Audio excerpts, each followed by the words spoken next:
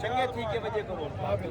शरनाल ado जान ये दा पीड़ बजावण आए वे ते थोड़ी पी आंदा पे भी शरनाल किथा आंदा पे कर घंटी कर वो आंदा पे मेहंदी ते गया में तो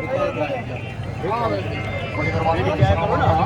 वजो तो पता लगे सिंह टिक न की बूट ऐसी चाड़ी तो पीड़ को हला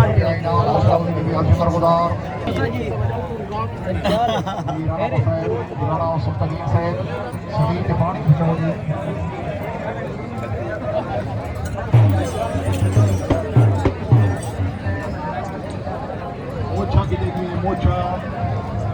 कल्लू ढोक बात की खिंचियो